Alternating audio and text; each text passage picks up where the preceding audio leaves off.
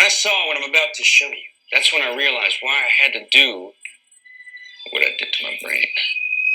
I think it's all a little tricky. I've seen. When I saw what I'm about to show you, that's when I realized why I had to do what I did to my brain. I think it's all a little tricky. I've seen it. It's rubbish.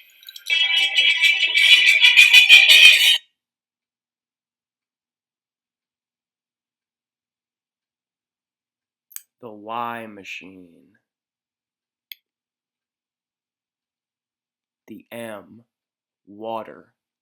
The I, looking up from the bottom of the well. When I saw what I'm about to show you, that's when I realized why I had to do what I did to my brain. I've seen it. It's rubbish. I've seen it. It's rubbish.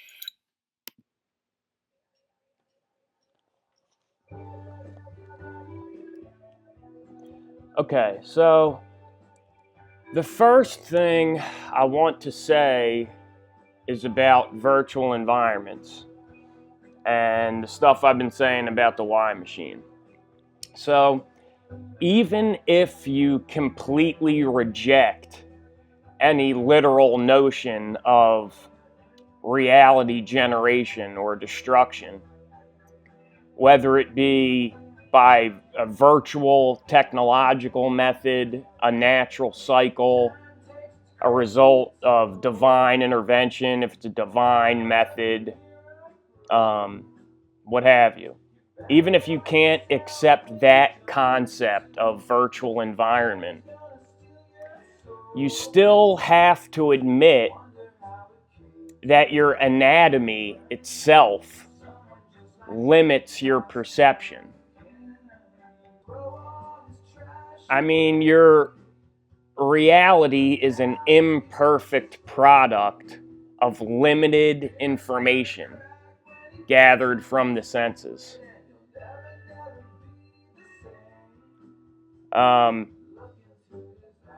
It's an imperfect product of limited information gathered from the senses and processed, formulated, filtered through what we basically understand to be a computer, a type of computer, your brain, the most advanced computer that ever has been created, ever will be created, ever could be created. There will never be an AI, a computer of any kind, more powerful than your mind.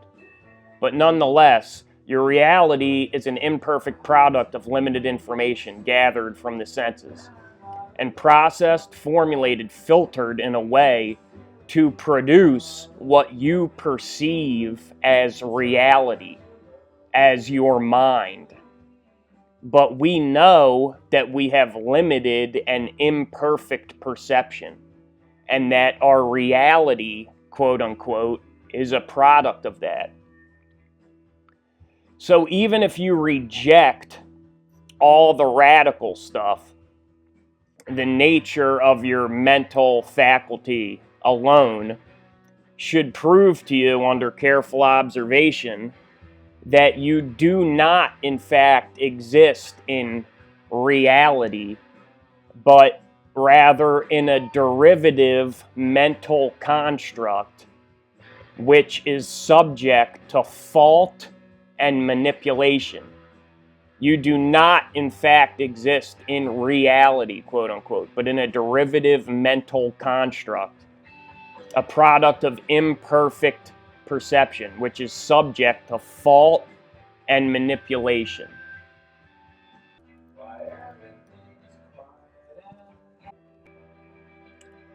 Okay, the next thing I want to talk about is, since I may have Alan Fendap watching now, respect to Alan Fendap, I want to try and explain at this point what I think about the Bible. Okay, so even if you have no interest in or reject the Bible, you have to admit that it is objectively a massive cornerstone, a foundational construct of our culture, history, language, our government in some way, our mathematics, our cosmology, astronomy. And since all meaning is analogy, our consensus reality, our shared memories, all communication is relative to our shared concepts. You would have to admit that the Bible is objectively important as a cornerstone, a massive foundational construct of our consensus reality. And so, in the reflection, in the mirror, in the water, the Bible must also form a massive construct in our subconscious. In the reflection, in the mirror, in the water, the Bible must also form a massive cornerstone, a foundational construct in our subconscious as well, in our collective subconscious. And relative to our consciousness and subconscious, these stories must have meaning. The garden, Adam of Eve, giants, Noah and the flood, Sodom and Gomorrah, the fall, fallen angels, the heavenly realms. These things, they can't just be words on a page that you memorize. They have to have a meaning we can understand that is useful to us. They have to represent an experience. And to people say that this is bad, you don't need any numbers, letters, this is witchcraft, this is evil, etc., Antichrist. Information is not evil. Understanding is not evil or scary. Okay, people are scary. People's intentions are scary.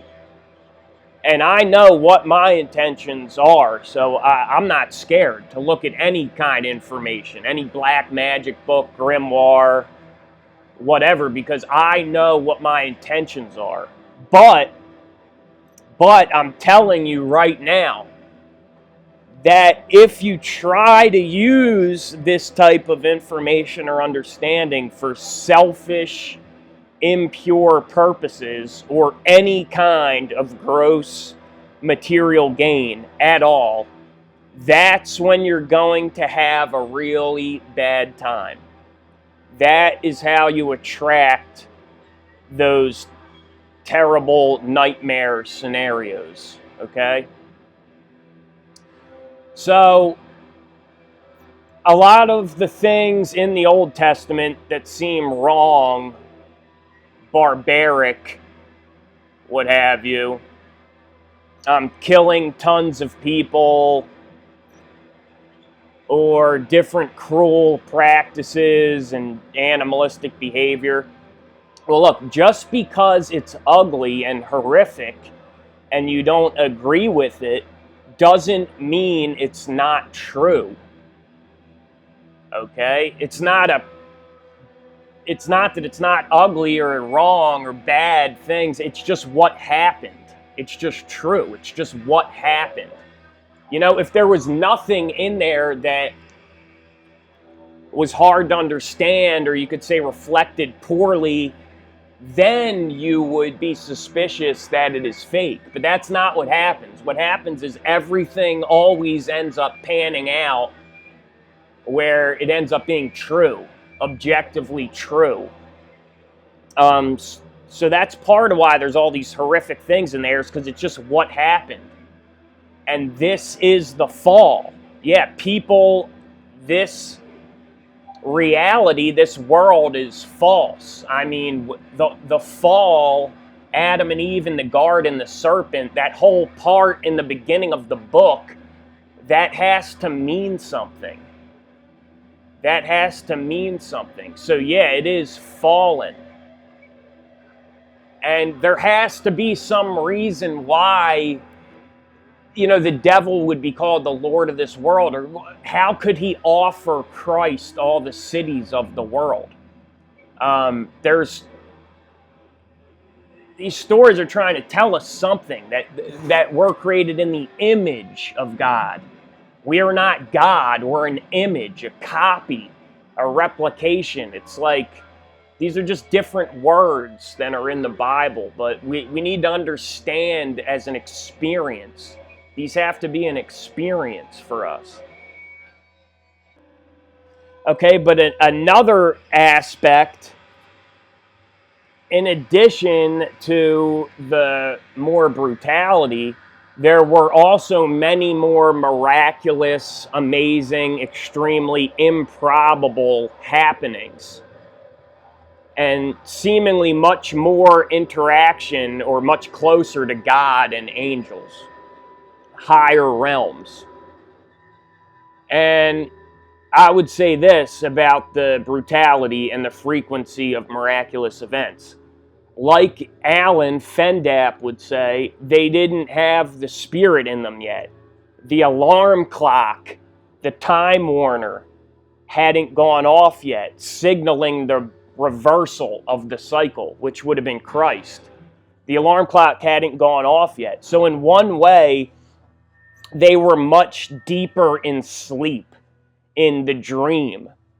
And the dream is the fall. It's this causal chain, the evolutionary system, time, that never adds up to heaven. It never adds up to anything. It doesn't evolve to anything. It's a fallen system. It's a false fractal. But the dream is this nature, competition, evolution. Yes, it's false. Yes, it is false. But that is the nature of the false construct. And that is the dream they were deeply in. Is this resource acquisition, binary consciousness, everything's material, nuts and bolts, build my kingdom, get my gold type of dream mentality. That's what the fall is.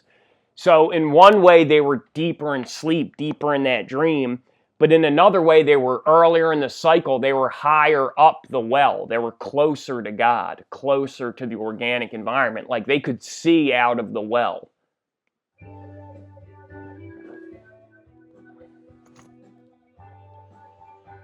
So, in one way, they were much deeper in sleep, in the dream, earlier in the fall, earlier in the cycle. But being earlier in the cycle, they were much closer to the organic environment, or God.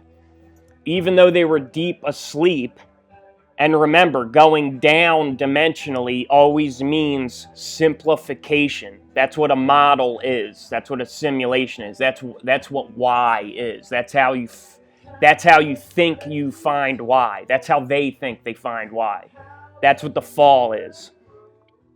So going down, falling, always means less information, less energy.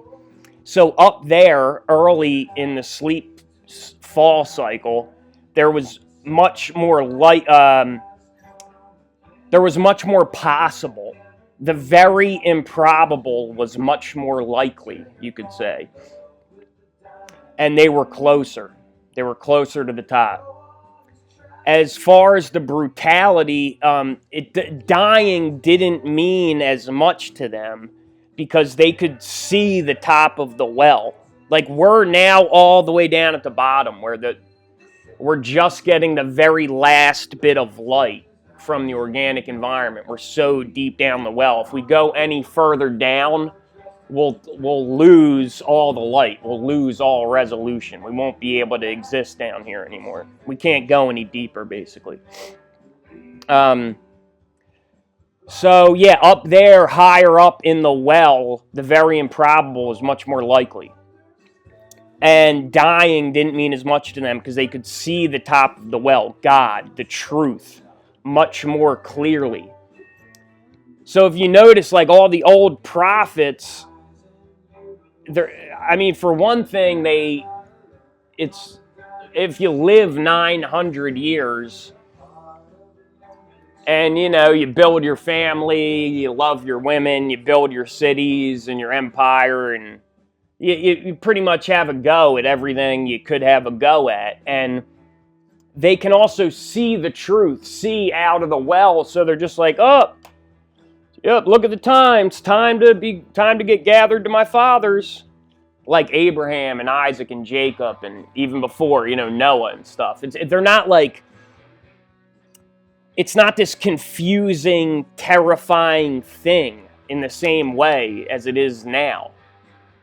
Like, I don't know. It was just very more casual thing, dying in battle or just dying, period. Oh, it's time to get gathered to my fathers. Oh, we need you to stay for a couple more days and explain this. Sorry, man. Come on, man. I got to go. Look at the time. It's time to be gathered to my fathers. And as far as this virtual environment, reality generation, and resets that I'm talking about, like how in the first few generations after Adam and Eve, or after Noah, they were building all these cities. I mean, how? Not by any conceivable method that we understand today. How could 10 or 100 men build all these cities? And who would live in them? I think this has to be some kind of other reality generation process or technique. Maybe that God gave to them, I don't know, but where somehow they could generate a civilization, maybe even the people, the subjects along with it somehow. And maybe if they're really bad, evil, sometimes God would step in and dissolve that virtual environment, like Sodom. For instance, look here at Genesis 10, the generations after the flood. Okay, so Nimrod, Cush begat Nimrod. Nimrod would be the third generation after the flood, because Shem, Ham, and Japheth came out of the ark, right? So they're like first generation. They walked right off the ark. The sons of Ham, Cush, Mizraim, Phut, and Canaan. I have a lot of questions for Alan about these names, too. So Ham is first generation. His son is Cush. Then we have sons of Cush, but it doesn't list Nimrod as the sons of Cush. It just, then in a separate verse, it says, and Cush begat Nimrod. I don't know if that means anything or not. But anyway, if you go to the second page on the right I have up, he was a mighty hunter before the Lord. Wherefore it is said, even as Nimrod, the mighty hunter before the Lord, in the beginning of his kingdom was Babel, and Erech, and Akkad, and Calneh, in the land of Shinar, all these cities. Out of that land went forth Asher, and builded Nineveh, the city of Rehoboth, and Calah, and Rezin, between Nineveh and Calah. The same is a great city. The same is a great city. So my question is, how many people could there have been around at that time to build all these cities, and who is occupying them?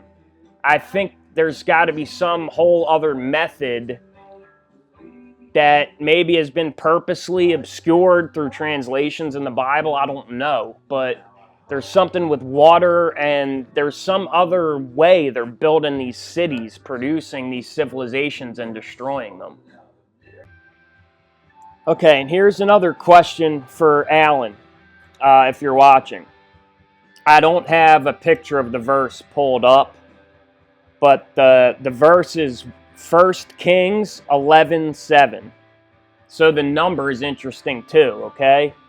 Kings chapter 11, verse 7. 7:11.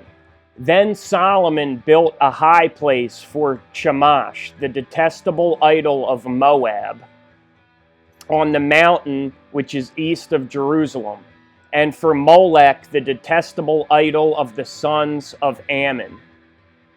So that's Kings 11:7. Solomon built a high place for Chemosh, the detestable idol of Moab, on the mountain which is east of Jerusalem, and for Molech, the detestable idol of the sons of Ammon. My question for Alan is about the English Phoenician spelling we have in the King James of these place names, specific names, as opposed to the original text, the Hebrew or Aramaic in different books, Greek, what have you. But see, because Moab, I see Jeroboam used as a symbol all the time. Jeroboam, the 10 tribe king. I think he instituted the false calves, the 2 golden calves. And Moab, to me, always seems like a reference to that, like Boam backwards. And in the same way, like Molech, the detestable idol of the sons of Ammon, is Ammon related to Mammon, milk of Mammon. You cannot serve God and Mammon, money. So is Moab, Jeroboam, Ammon, Mammon, are these words related? They seem symbolically related to me. Okay, the third thing I want to address is just if by some long shot I have Wise Up watching, respect, Wise Up. In regards to your recent videos about cloning, while you may be right about cloning and that the biological method is complete bullshit, even if the biological method is complete bullshit, you would have to admit that the capability is there to simulate the experience of this. Whether by some reality or virtual environment generating method that is inconceivable to us, we have no conception of, or even if you reject that, if you just imagine what you know to exist with these BCIs, these brain computer interfaces that you can buy off Amazon or Toys R Us and are real, I've used when I was 8 years old. If you imagine these BCI brain computer interface technologies they have that you can buy at Toys R Us, if you imagine the Oculus Rift virtual reality systems that you can buy at Toys R Us, you've seen the results of electric current and magnetic fields applied to the brain and nervous system.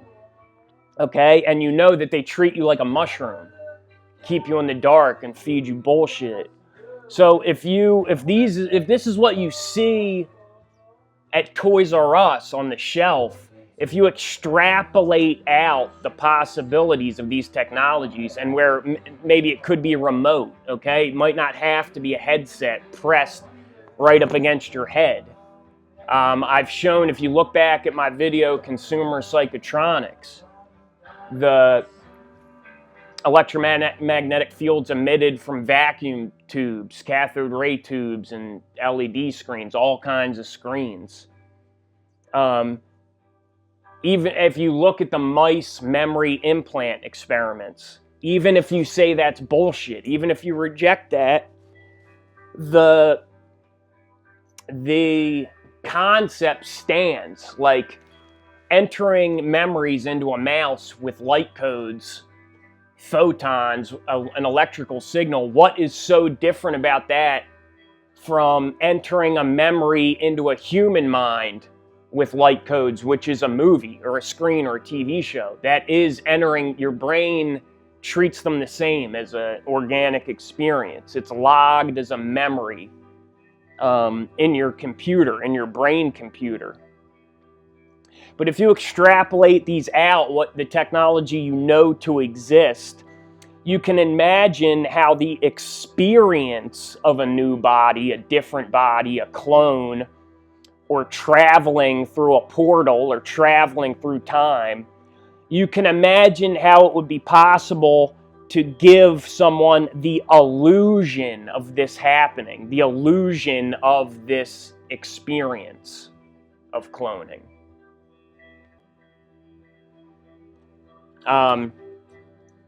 So like I said, in the Old Testament, earlier in the cycle, they were more asleep, but they were also more was possible because they were higher up. And it's funny the way you build these models, simulations fall to know why. It's like this big joke, because in the way you simplify information to form a model to understand a system, to understand why, well, the way the why machine works is like every time they simplify it to understand why, it always turns out that the meaning was in the information that was lost.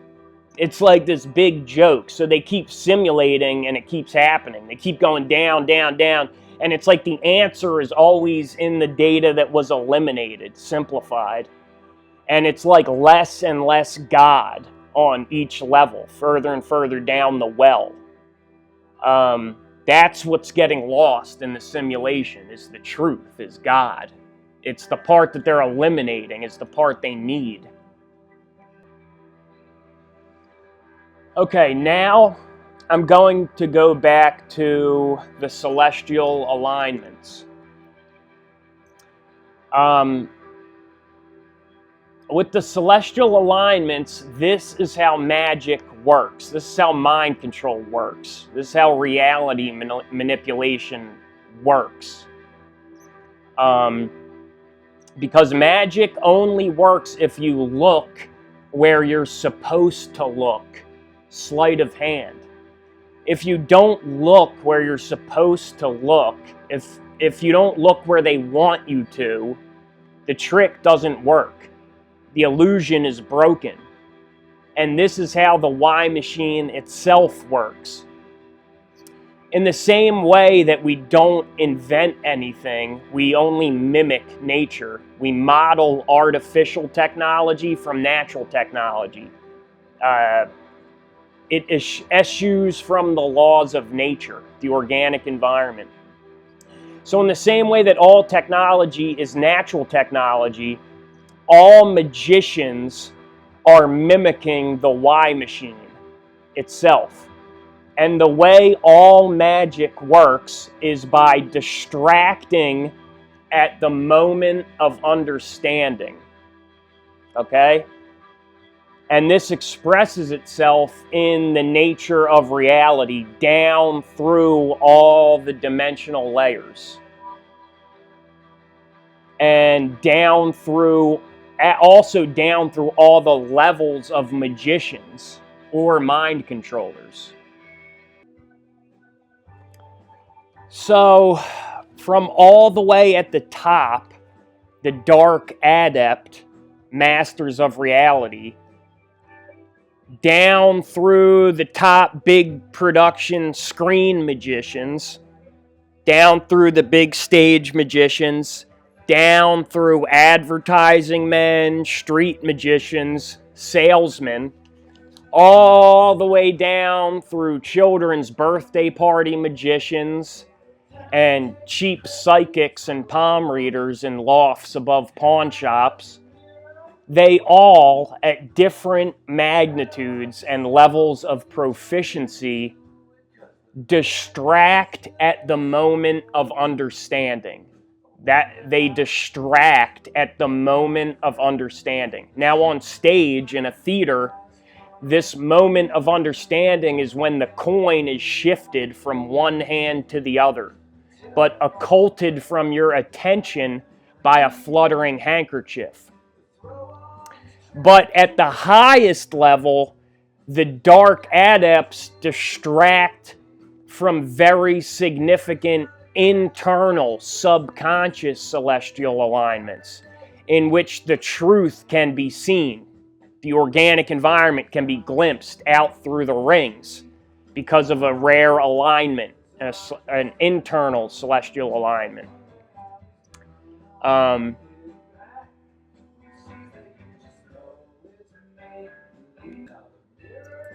they distract you from your inner observation at the very moment of this internal great conjunction, great solar eclipse, so they can continue to tell you why, to determine for you from the tower built over the bottomless pit.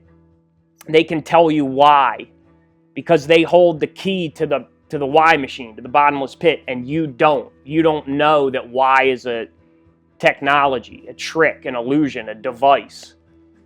Okay? And another thing I've noticed, as well as these big events, news events, disasters coinciding with certain dates that may be significant outside in the sky, in the actual, astrologically. But the inside ones, they always coincide, I've noticed, with a rare emotional state. That's when you have these great epiphanies, these really rare experiences, these glimpses of truth, these visions and stuff, is always in a rare emotional state. It's not a regular emotion. It's hard to describe. It's not really that you're sad or happy. It's, I don't know, a rare emotional state. And basically they create a huge wave of emotion to distract you. They create this fear, this chaos, confusion, to occult this very subtle emotional state inside yourself that signals this alignment when you can see the truth, when you can glimpse out of the Y machine. You can see God or the organic environment.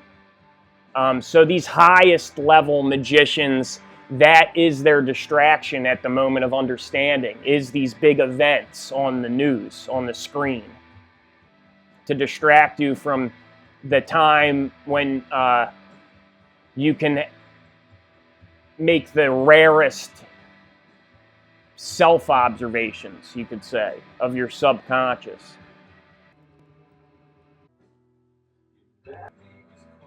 Okay, another thing about the sun and the moon and looking in the Y machine. If you imagine, like I said, you're standing right up against a mirror. Your eyeball is right up against the mirror. But it's like your sight, but imagine that you see directly. Like your eyes literally put out light, and that is your sight. So your sight light is going into the mirror and reflecting straight back into your eye. So you can imagine that actually what you're seeing is like the inside of your own head. Okay? So if you imagine that this whole reality, this whole system, this whole world is you're inside your own head. Okay?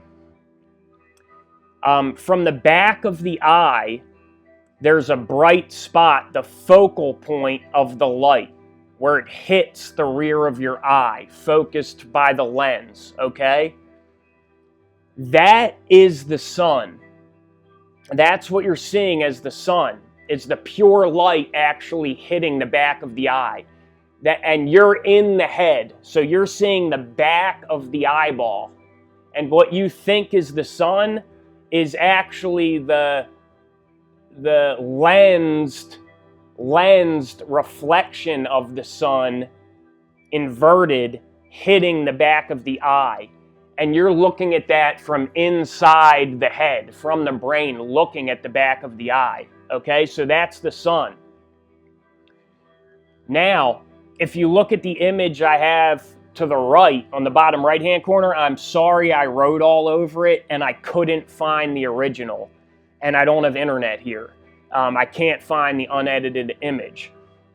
But basically what this is showing is areas of blindness based on what area of the optic nerve, tract, or occipital lobe is damaged or has a lesion or an injury. And since basically what this is an electric signal to your brain, sending these light codes, the data back, and then you construct your virtual environment from that in your mind, your mental construct, what you believe to be reality. Okay? So the real light coming in is the sun. The image, your mental construct, is represented by the moon. And you can see, like, if there's basically an interference with this electrical signal between the eyes and the brain, depending on where that electrical interference takes place in the form of an injury or a lesion, it will cause blindness in a different portion of your field of vision. And this is actually the phases of the moon, I believe.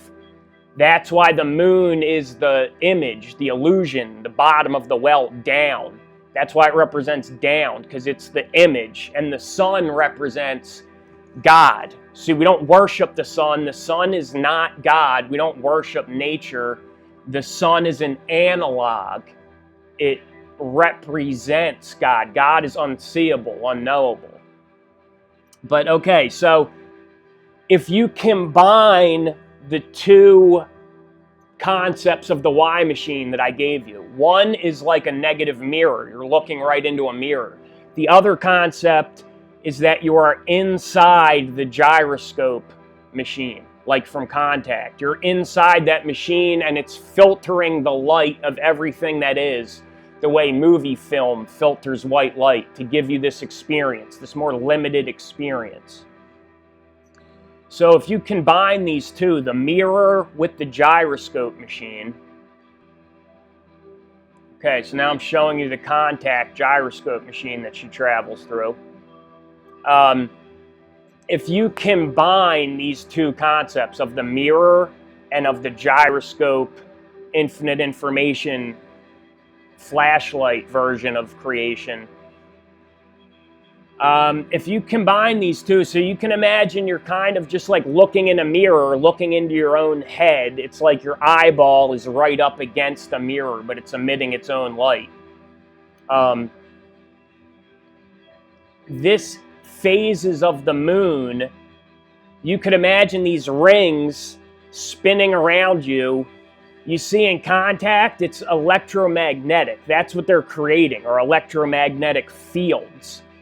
And you can imagine these rings spinning around you, creating these interference patterns, sort of cycling through your brain and nervous system, interfering with the truth, the light from the organic environment, and creating these cyclical phases in the moon, in the image, in the illusion, in the Y machine, in the virtual environment, in the construct. You see these phases of the moon correlate to blindness resulting from interference between the eye and the occipital lobe. Okay? Okay, so now I'm going to address why do I think that I can extract these lessons or truths from the Teli, from the screen, the television, the Teli, that black mirror sitting over in the corner of the living room. It's because that is where they put it. First of all, I don't believe it. It's not the truth. What's on the screen is always an inversion, but it's almost like a perfect inversion, in that by them showing us on the screen the inversion, what is not, it shows us the truth. It shows us what is also. That's why I say, like, no matter what these dark adepts think they're doing, there's a plan. They're always serving a higher reality canal. bank of circumstance, God, you could call it. Okay? And the tele is interdimensional TV. Like if you've ever seen Rick and Morty, the TV is interdimensional TV. Like it shows them across through all these fractals, all these different realities are coming through the TV. And this is one interpretation that I have drawn from the Hebrew mysticism stuff. Now, you can look at it like this. Why do they put it there? Why did they name it the tele, the television, to align with this Kabbalah stuff? Well, in one way, you could say, yeah, it's a manipulation. They're controlling reality. But in another way, they're just serving the one story. Because if they have had these artificial enlightenment experiences and basically been snapped, the Y machine snapped into a binary consciousness, animal machine consciousness, what that means is they're basically acting as the environment. There's no free will, no divine aspect is entering into their choices, their decision making. So they're basically, when they snap to a binary down consciousness, they're basically acting in concert with the rest of the creation to make this story for us, or to teach us a lesson, the lessons we need to learn. And like I said, they're regurgitating this experience they have. And it's also like a fractal. You have to look at the screen all as one thing. It doesn't make sense linearly. It's like a story that never adds up. Life is like a book written with an acrostic. You know what an acrostic is? Like a code, where like the first letter of each line, it reads as a regular story, but if you read like the first letter of each line up or down, it's like a secret message. Or another message encoded some other way in the book. And the main writing, the main narrative usually suffers a little bit because of encoding this acrostic into it, this non-linear meaning, dimension to it, fractal dimension to it. And life's kind of like that. When you look at it linearly, it never quite adds up. It's what is not. It's an illusion. It's fallen. But when you look up dimensionally towards God, it does add up when you look through the layers, okay? When you look through the layers. So, yeah, you can't watch every of a million movies. It's impossible, and put it all together. But if you understand the symbols, you can just see the one story between, the, spread throughout the entire screen. And on the perimeter of each alignment symbols, registration mark, but they don't line up. They do. Symbols, registration mark, but they don't line up. Pages and pages of data. Registration mark, but they don't line up. They do. If you think like a pagan. So, although we can never learn enough, we can never read enough books, you can never collect enough data to actually put the story together, if you realize the symbols, the common elements, the one story, you don't need to read every book. You don't need to know every piece of information. You can see the pattern. You can see the truth through the layers. Buried within the message itself is the key to decoding it. Within the layering of the matrix, we have these basic equations. So with this very elementary foundation, they've given us a kind of... If you look at this, when I first saw this blew my mind. I was like, no way. Because this lines up with my... If you look back to my binary, trinary consciousness video, I had not seen this yet. The 3/2, 5, true. 2/3, 666, false. It's like the same thing. It's very bizarre. It's a kind of general scientific vocabulary. Now have the symbols for true and false. We now have the symbols for true and false. So with a basic understanding that there is one story, one truth, and a basic understanding of these symbols, even though everything they show us is a lie, a manipulation, an inversion, we can discern the truth from what is not, Even religious leaders that would like to see me depart this earth. I'll grant them their wish soon enough. Before I do, I wish to make a small contribution, a final gesture of goodwill to the people of this little planet that have given,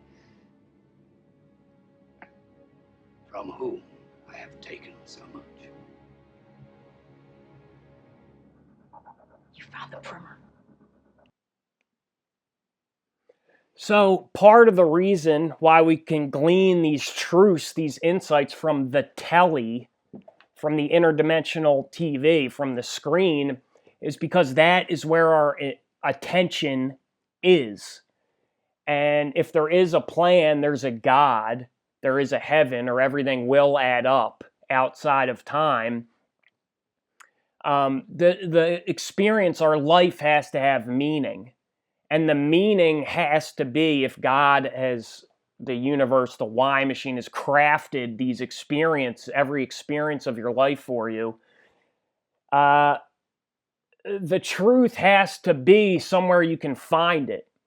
So this used to be the sky, the window, hand hook window, Peter Pan, where people would see these stories in the sky, in the stars, okay? Or they'll be in the Bible if everyone's reading the Bible. But if no one's looking at the sky, no one's reading the Bible, they still need to have these truths presented to them. They have to have access to them in some way. And one way that the one story can come through now is through the screen, the tele. Because that's how gravity really works. It could work either way. Like, if something has a lot of great truth in it, it will attract a ton of attention. But likewise, if there's a ton of attention somewhere, the truth will be there also. Like, almost like the truth is attracted to there. Like attention is gravity, the real gravity. Okay, so look at this now about the tele. The tele as the inclination of the orbit of a planet from the ecliptic. The dragon, whose head and tail form the two nodes, is then identified as the tele.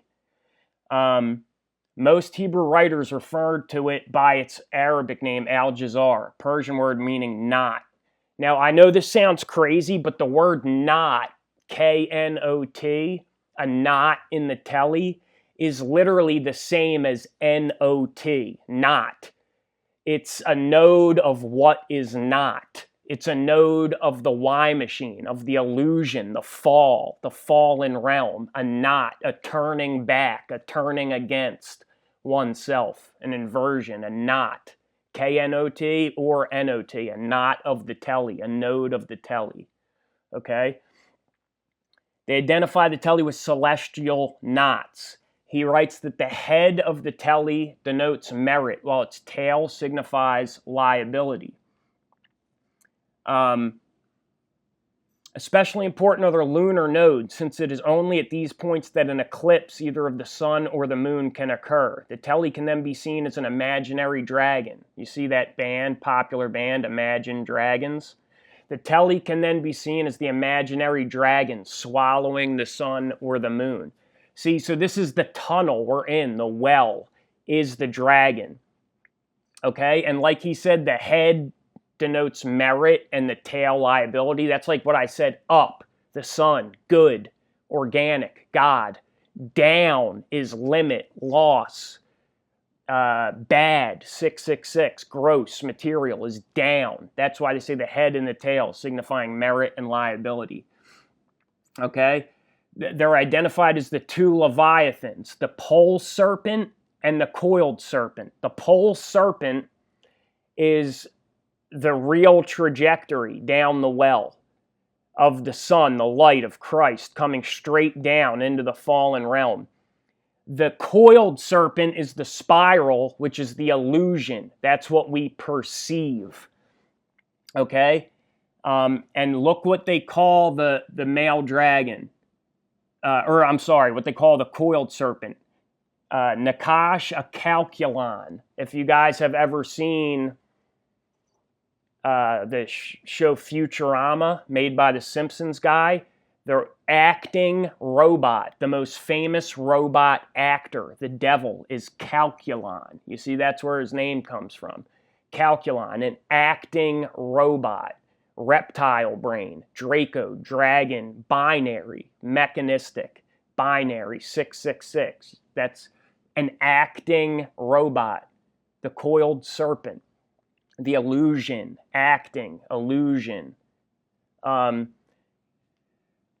male serpent is the pole serpent, okay? And he is Y. This is the Y axis, up and down. The Y-axis, okay? And our whole reality pivots, is central to this Y-axis. And if you look at these two pictures, they're the same picture, basically, from two different points of view, okay? So if you look at the picture on the left, where there's an empty circle in the middle of the grid, that is like Y. And it's like, I know the things I'm talking about seem complicated. They're actually very simple, very fundamental. But I know this sounds crazy, but this entire reality is what is not. It's the Y machine. It's all literally constructed specifically in a way, our language, our culture, our anatomy, everything in a way so that we can't talk about it. Like, that's why I just circle around and around it. Like they say, lead a horse to water. You can't make him drink. Why is this negative space in the circle? Or you could say it's this axis, the Y-axis, up and down, 42. The meaning of like 6 times 7, 42, okay? So everything, basically all elements of experience emanate from this Y-axis. So everything in reality is looking away from this Y-axis. It's like the one thing you can't talk about. Okay? Just listen to this. Listen to what they say about the Teli and think of it as instead of up in the sky, think of it as literally the Teli, the television.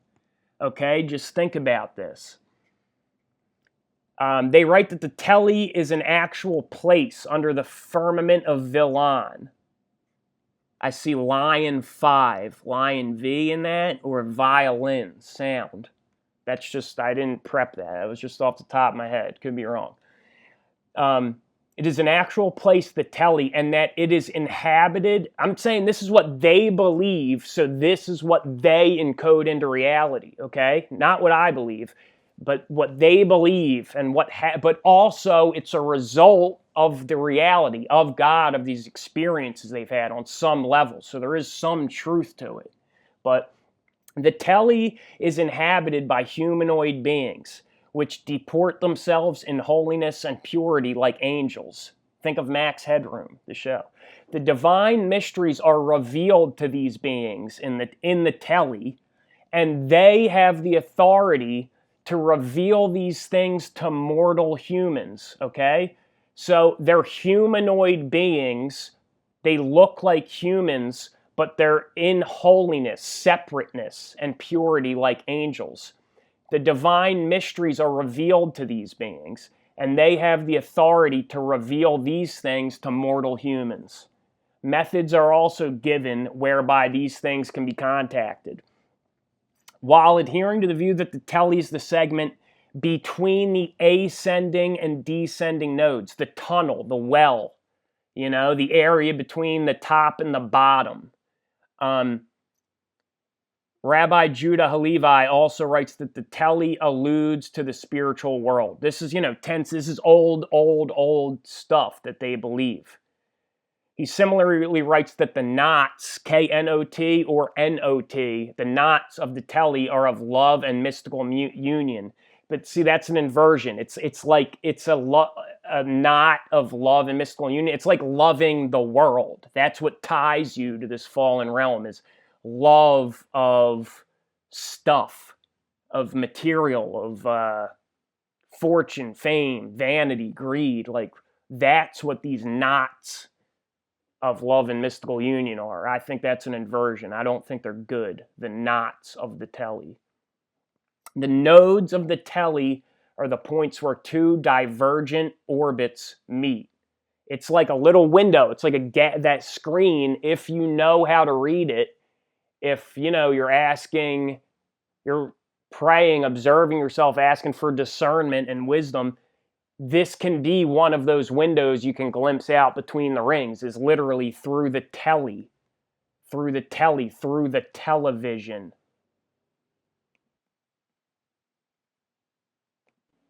Is that what you think, that I was delusional? Well, I do think you may have suffered some kind of an episode, yes. To put something like this together, so complex, drawing on so many different disciplines, Would be impossible. Perverse enough, eccentric enough to have come up with the idea in the first place?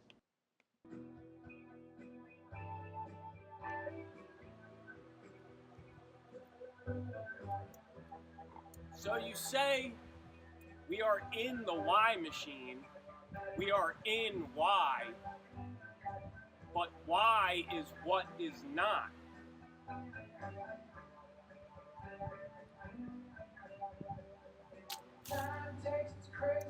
And this certainly is something, isn't it?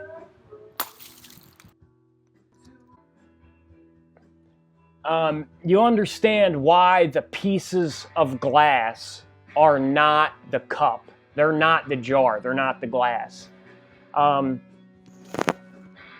That glass, the exact properties, the exact measurement, specification, characteristics of that glass will never exist again.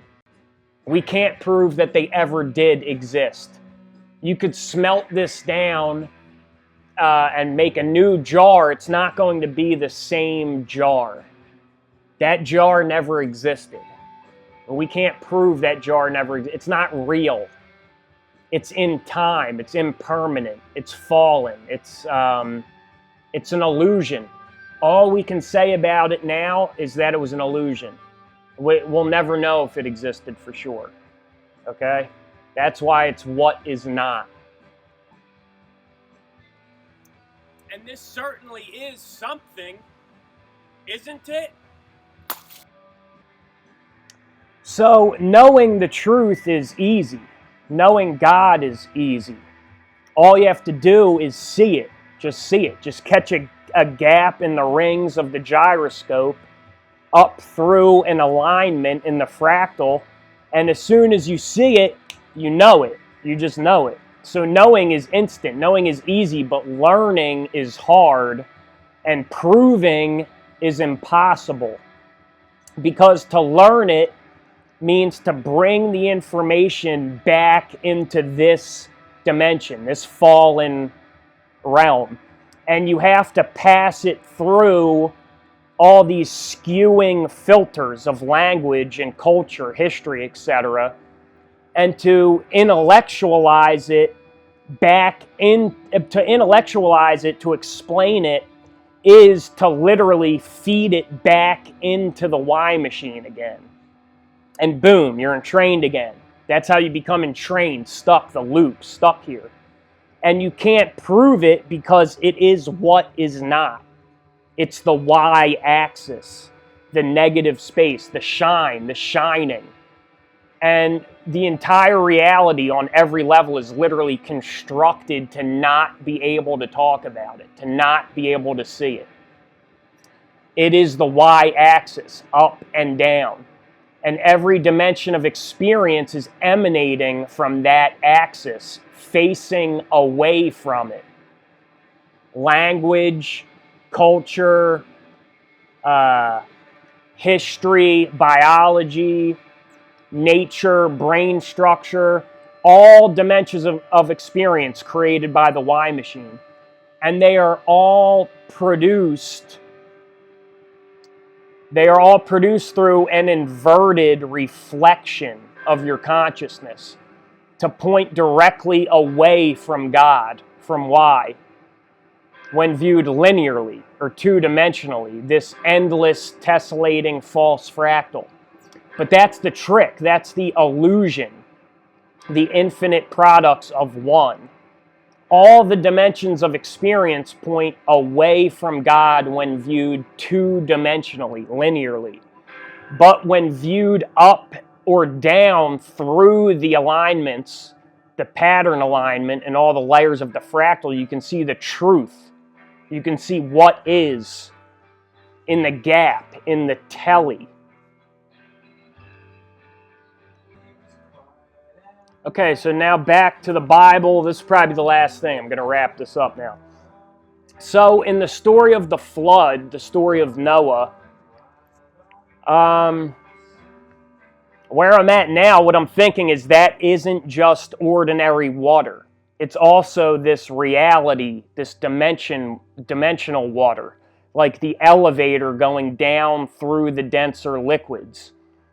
Remember, I gave you the analogy of the elevator pit with the going down through air, then water, oil, then water, then mercury, denser and denser liquids. Or it could be like a box. Since it's two-dimensional, it's really more like a box that you fill with big rocks, then small rocks, then dirt, then sand, then water. And it's full every time, but you keep filling it again and again. So I think that's what this kind of water is. So it's like going down into a denser liquid, but it's rising up from the ground also. Like you can see this water, but it's like a new reality, a Photoshop layer rising, the flood. And this is some kind of a marker in the cycles because he couldn't be allowed to go down another layer. Noah couldn't be allowed to go down another layer. That was the resolution limit.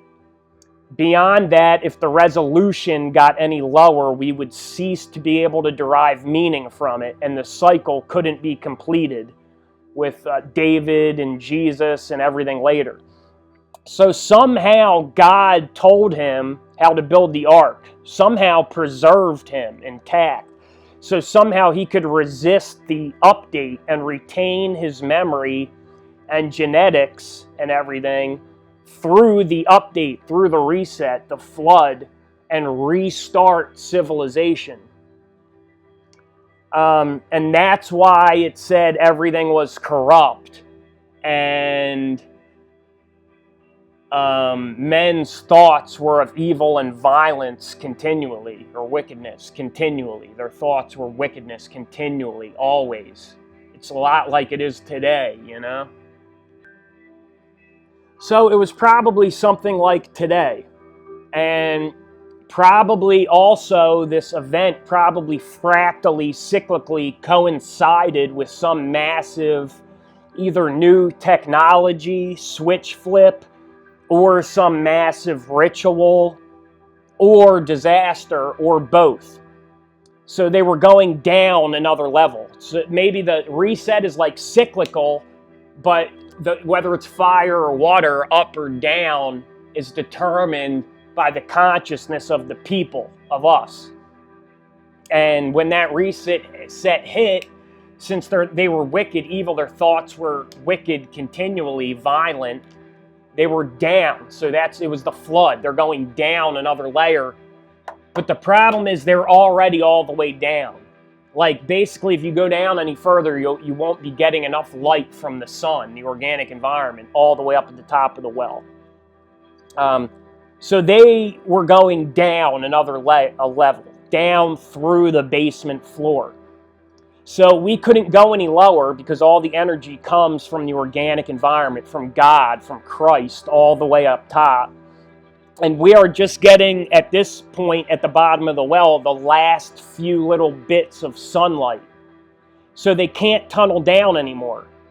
Okay? Because imagine it's like a battery, like a device, and say we're at 50% power of what we need because we've gone so far down the well, not as much light is reaching us. So we're at like 50% power of what we need. But what we can do then is to do a reset where we literally shrink everything in the imaginary space to half size. Like imagine these movies like Honey, I Shrunk the Kids, and Ant-Man, where they're shrinking them down to the quantum level. So if you imagine it like a device, so now the 50% power you had if you shrink the device down to half the size, now that 50% power is 100% power again because it's half as big. So then they can tunnel down again, down to 50% power again. Because they're smaller, they need less power, so they can go down another level again. Shrink it to half the size, then they're at 100% power, then they can go down another level again. See? But soon you hit a limit with this also, this method of reset virtual environment, because even though the Y machine is in the true organic space and it's subject to the immeasurability principle, by shrinking the virtual environment, even though it's subject to the immeasurability principle, you're still lowering the resolution relative to the organic environment. And the consciousness experiencing all this, it is always the same original organic consciousness. So eventually you hit a limit with every metric, and the whole cycle comes to a close or has to reverse, start coming up out of the well, because you've exhausted the dimensional tunneling down as well as the relative size shrinking resets. So then it has to reverse, because your relative to your organic consciousness, the resolution becomes too low for you to gain meaning from it, any significance from the data set. It's like shrinking a window on your computer. At a certain point, it doesn't mean anything anymore. It becomes the chessboard. Just the black and white pixels or the numbers, the 1 zeros or the 666. It's meaningless. But I think possibly that's why you may see these giant, next level macro giant people and animals and buildings from these past civilizations, and then always getting successively smaller through the resets, is this shrinking the size relative to the original imaginary space. And I think Adam and Eve are that first generation, that first separation into observer and observed, environment and or avatar, masculine and feminine, as well as being this phallic symbol, discovering sexuality, the loss of innocence, is also the serpent is also the Ouroboros, this tape loop of the Y machine. And I see Adam and Eve as two stories. One on the other side of the Y machine, where, yeah, there is God, a unity, and then a separation, but there's a communication, a wholeness between all the layers, like in the garden. And then when you go into the Y machine, into the Ouroboros, the serpent, after the fall, you have Adam and Eve in the Y machine, separated from God, and where they continue to separate genetically and beget more people, and also continue the fall. The fall isn't just one thing. It doesn't just stop right there. It's continuing to today. That's what we're in, is the fall. So, yeah, it would be cool if Alan, Fendap, or Wise Up saw this. I got a lot of questions. Let me get this straight. You admit that you have absolutely no physical evidence to back up your story. Yes. You admit that you very well may have hallucinated this whole thing. Yes. You admit that if you were in our position, you would respond with exactly the same degree of incredulity and skepticism. Yes. Then why don't you simply withdraw your testimony and concede that this journey to the center of the galaxy, in fact, never took place? I had an experience. I can't prove it. I can't even explain it. But everything that I know as a human being, everything that I am tells me that it was real.